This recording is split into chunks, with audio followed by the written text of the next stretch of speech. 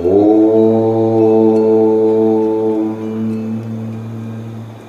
Suklambaradaram Vishnum Sasivarnam Chaturbhujam Prasanam Madanam Dhyayet Sarva Vignopasantaye. Om Namo Narayanaya Swaha. Om Guru Brahma Guru Vishnu Guru Devo Maheshwara Guru Sakshat Param Brahma Tasmai Shri Gurave Namaha. Om Shri Guru Charana Kamalebhyo Namaha. Om Swastiastu. Pada hari ini kita akan membahas mengenai masih seputar Hari Raya Nyepi. Jadi saya ingin sekali menjelaskan pengetahuan dari Raja Resi Ajisaka mengenai Nyepi yang kita kenal di Bali ini.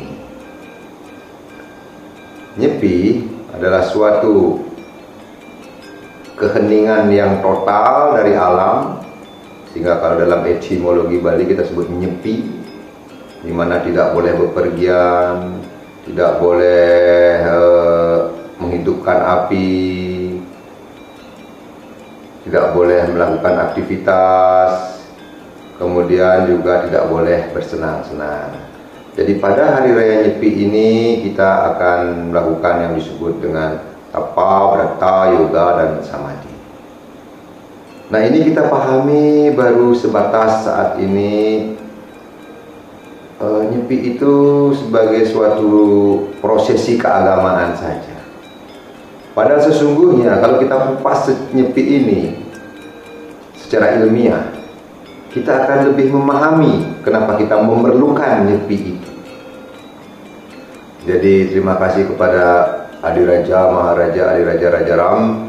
Jadi beliau sudah menerangkan mengenai sistem saraf manusia dan kemudian ekspresi Weda di dalam sistem saraf itu. Demikian juga hormat saya kepada Gurudev, kepada Maharshi Mahesh Yogi, dan kemudian kepada Raja Resi Ajisaka, dan kemudian kepada seluruh Maharshi yang pernah hadir di Bali yang memberikan pengetahuan ini secara mendalam.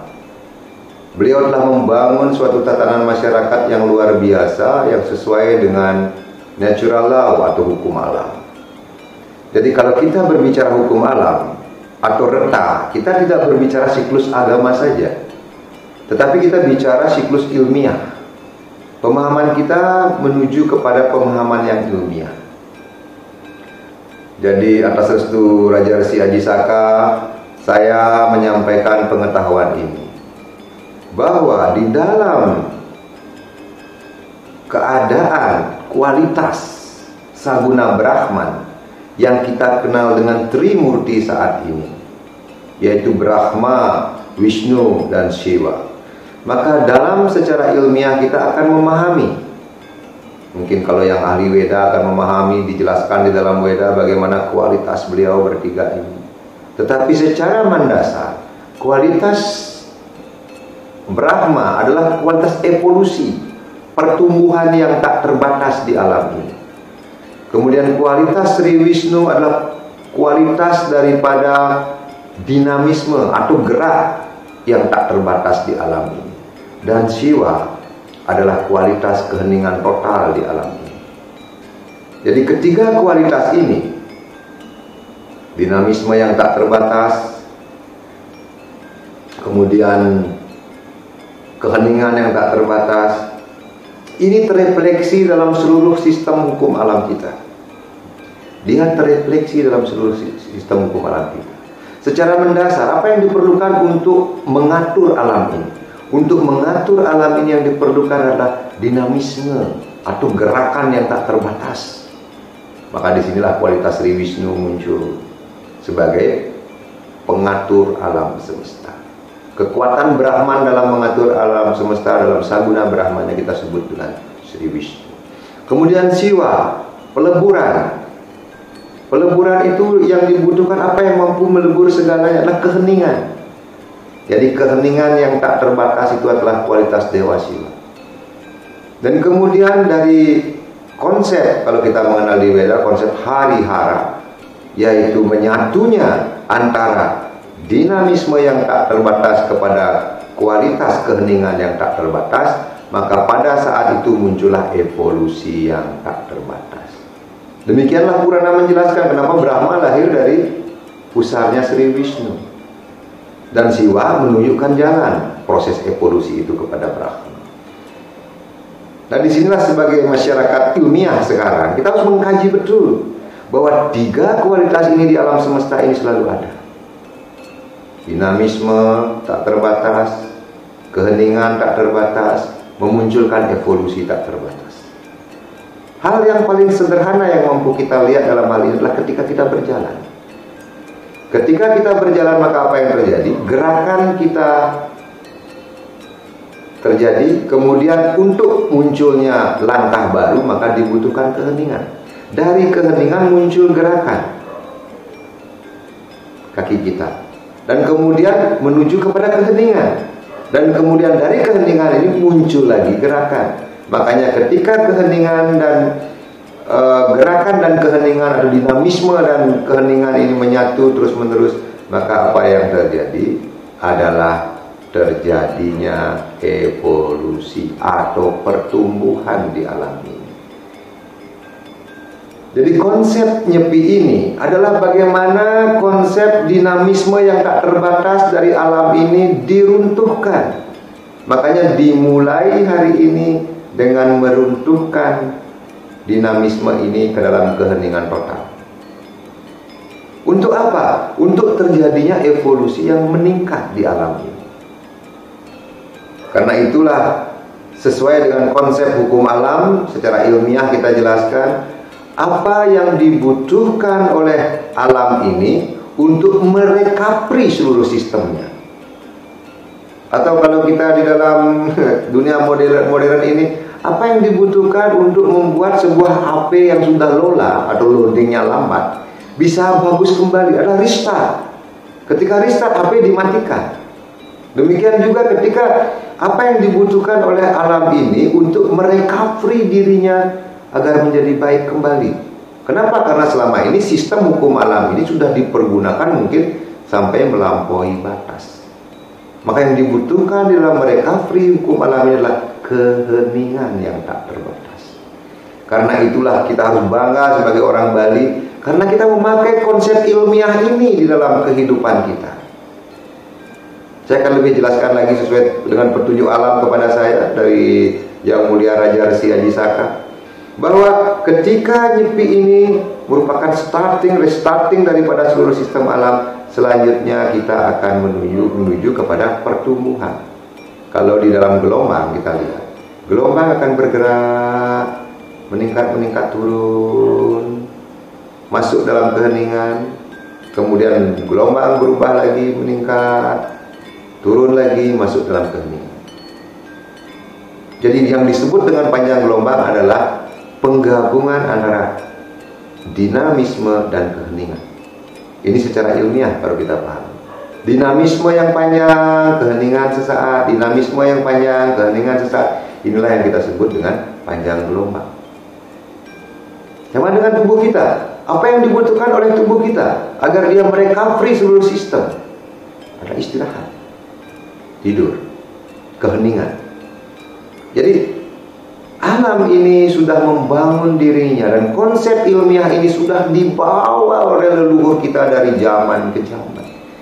Dan sebagai orang Bali saya sangat bangga mewarisi konsep ini. Dan seharusnya dunia mewarisi konsep ini. Dan pada tahun Saka ini dunia dipaksa untuk nyepi oleh alam. Kenapa? Karena malfunction daripada dinamisme sudah terjadi. Maka di mana-mana penyepian terjadi. Mungkin istilahnya penyepian itu adalah lockdown saat ini. Karena nyepi itu adalah melockdown diri kita, membuat diri kita berada pada keheningan yang total. Melakukan apa? Yaitu pengendalian pikiran kita. Melakukan berata, yaitu membatasi sikap kita. Melakukan yoga, yaitu penyatuan pikiran kita kepada Tuhan. Dan mendapatkan samadhi, yaitu memahami pikiran yang seimbang. Jadi kalau pemahamannya tapa brata yoga samadhi, kita harus total memikirkan Tuhan. Tidak, mencapai keseimbangan pikiran dalam keheningan. Karena samadhi, sama artinya seimbang, di artinya pikiran. Jadi samadhi adalah keseimbangan daripada pikiran. Itu akan didapatkan melalui tapa brata dan yoga, yaitu penyatuan kepada Tuhan secara terus-menerus dalam pikiran kita. Jadi inilah secara ilmiah nyepi itu. Jadi kita sebagai masyarakat ilmiah tidak boleh begitu saja. Ya nyepi, ya nyepi. Nah, apa yang terjadi kalau kita lihat siklusnya lagi? Maka kalau sasih di Bali, ketika starting sasih baru setelah nyepi ini, maka disebut sasih yang sangat bagus sekali untuk padewasan, sasih kedasa. Kemudian dia start meningkat, jesto sado. Kemudian kaso, karo, kapat. Kapat adalah puncak. Ketiga kapat, kelima itu adalah puncak daripada evolusi itu. Dia mencapai dignation atau keagungan daripada evolusi. Evolusi daripada gerak yang tak terbatas itu. Makanya sasih kapat sangat diagungkan di Bali. Kemudian akan menurun lagi kualitas ini. Terbukti ketika sasih ke-6 kita menang merano. Kenapa? Karena merano sudah mulai muncul. Merano muncul dari mana? Dari ketidakteraturan hukum alam. Maka di sasih ke-7 kita mengheningkan diri bersama kualitas dewa siwa yang hening, yaitu melalui siwaratri. Tapi tidak cukup, dan akhirnya pada sasih ke-9 kita menuju kepada puncak daripada gerakan dinamisme yang tak terbatas, yang sudah mulai terkontaminasi atau melemah kekuatannya untuk mengatur evolusi. Dan saat itulah dinamisme yang tak terbatas ini runtuh ke dalam keheningan, maka terjadi penyepian. Jadi leluhur kita sudah mengkalkulasi di masa lampau, 1 hari penyepian cukup untuk 1 tahun selanjutnya. Mari kita lihat proses itu. Dan inilah pentingnya. Kenapa bukan hanya Bali yang seharusnya nyepi, tapi seluruh penduduk bumi ini dalam 1 hari mereka melakukan penyepian. Untuk apa? Untuk memberikan kesempatan kepada hukum alam untuk merecovery. Untuk memberikan kesempatan kepada hukum alam untuk memperbaiki sistem kembali. Sistem administrator daripada hukum alam. Jadi mungkin kita masih ingat berapa tahun yang lalu kita sebagai orang Bali menyuarakan agar dunia sepi, dunia melakukan penyepian, dunia melakukan penyepian. Dan itulah kerja hukum alam, meng-create seluruh pikiran kita yang hebat di Bali ini. Sekarang dunia mengalami penyepian, tetapi sayangnya penyepian tidak dilakukan oleh kesadaran dari dalam diri manusia itu sendiri, tapi alam bekerja sendiri. Maka di mana-mana hari ini penyepian dilakukan. Karena itu kita sebagai orang Bali saat ini harus lebih memaknai lagi apa yang leluhur kita wariskan sebagai sesuatu yang sangat ilmiah. Dan konsep ini tidak hanya ada, konsep dinamis, konsep keheningan tidak hanya ada di dalam penyepian saja. Ini juga ada di dalam konsep penyatuan evolusi, atau kalau saya sebut fertilisasi kosmik, di mana barong atau barung, apa yang menyatu, banyak jumlahnya tetapi satu, di alam ini adalah spermatozoa. Kemudian rahangdo, jadi perawan yang sedikit jumlahnya, sel telur. Jadi keduanya, barong adalah pura pusat, administrator alam semesta, Sri Wisnu. Kemudian rahangdo adalah sebagai wujud daripada kekuatan siwa. Maka kemudian kalau kita lihat dalam fertilisasi manusia atau hewan atau lain sebagainya, maka 250 juta spermatozoa bergerak serentak menuju kepada sel telur, dan hanya satu yang mampu memenangkan hal itu. Sel telur yang hening, spermatozoa yang bergerak. Demikian juga kalau kita lihat di dalam siklus keagamaan kita yang diwarisi sebagai fertilisasi kosmik oleh leluhur kita, di mana susunan Kayangan Pusat sebagai Banaspati atau Barong, kemudian susunan dalam sebagai Rangda, maka ini terjadi pergerakan Rangda menuju Barong.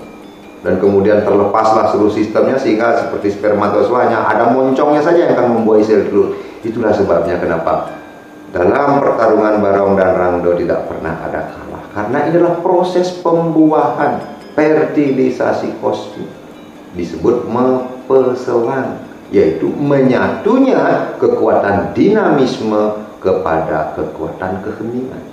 Apa yang terjadi dari itu? Muncullah evolusi yang lebih baik dari masyarakat. Jadi mari kita meluruskan secara ilmiah pemahaman-pemahaman kita yang selama ini yang menyatakan Rangda adalah jahat, Barong adalah baik, dan lain sebagainya. Itu tidak begitu. Ini adalah dua hal fertilisasi kosmik, penyatuan antara dinamisme yang tak terbatas dari Sri Wisnu kepada keheningan yang tak terbatas dari Siwa. Jadi penyatuan ini disebut mepeselang. Mepeselang artinya menyatu. Dan kesatuan inilah yang kemudian kita kenal dengan tedun napak pertiwinya ide bedara ring Kayangan Pusat kelakuan Kayangan Dalam. Jadi keheningan, dinamisme, dan evolusi, ketiga hal ini tidak bisa dilepaskan dari hidup kita. Karena itu mari kita bangga sebagai orang Bali sudah memiliki warisan yang demikian luhurnya, yaitu penyepian. Nah, itu yang bisa saya sampaikan kali ini. Semoga pemahaman penyepian tidak lagi menjadi hanya nak muluk itu, tapi pemahaman ilmiah yang betul-betul kita kaji secara ilmiah. Mungkin Anda para ahli-ahli fisika yang ilmiah, silahkan dikaji. Benar nggak apa yang sudah saya sampaikan ini, bahwa ada 3 quality: infinite dynamism, infinite silence, dan infinite evolution, sebagai kualitas daripada Brahma, Wisnu, dan Siwa. Jadi itu untuk lebih mendalamnya nanti saya akan sampaikan lagi dalam ceramah-ceramah berikutnya. Semoga berguna bagi kita semua. Om Purnamada Purna Midam Purnat Purnamuncate Purna Sya Purnam Adaya Purna Miwawa Sisyate. Om Santi Santi Santi. Om Jai Narayana Jai Sri Hanu.